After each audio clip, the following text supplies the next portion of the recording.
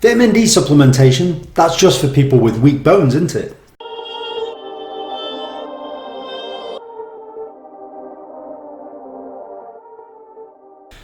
So, vitamin D is a much more complicated thing than people realize. People think that it's just for, bone density or something, but vitamin D is involved in many processes of the body, and low vitamin D is linked to many problems, in fact. So low vitamin D has been linked to depression, cognitive decline, obviously poor bone health as we've discussed, and decreased neuromuscular function.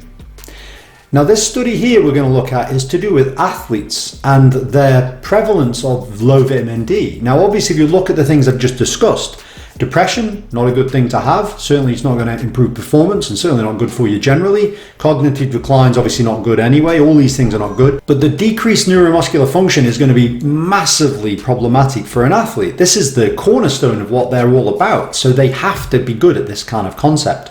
So how many athletes actually have low vitamin D?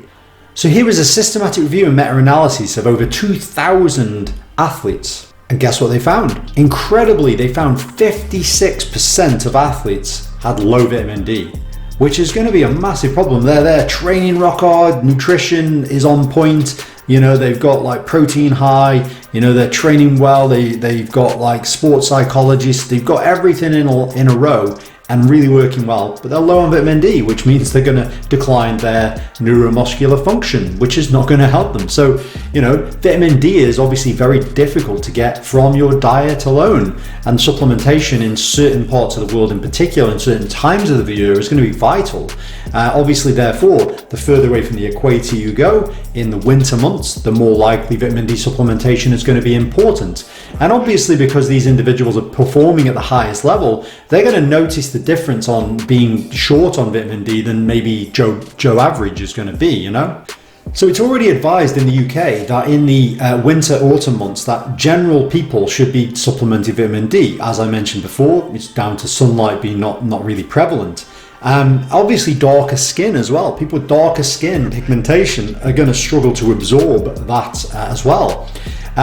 Low body fat is another problem. If you've got super lean, then you're going to have less body fat, which is one of the ways at which it hits the skin into the body fat and converts to vitamin D.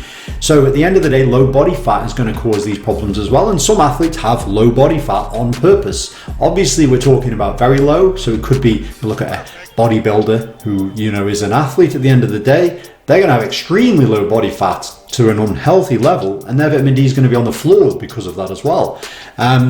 Obviously, other athletes might have a weight category, so a powerlifter, a weightlifter, a boxer, a martial arts individual, anything along these lines could actually mean they've got to get super lean to hit a weight category, and that again means their vitamin D could be low. So this means that actually thinking of vitamin D related to just the bones alone is not what it's all about. So you think, I'm not low on vitamin D because my bones are all fine, but actually you could be diminishing your performance as an athlete, never mind the other health components to do with low vitamin D. So anyway, that's it for this video, and I'll see you next time.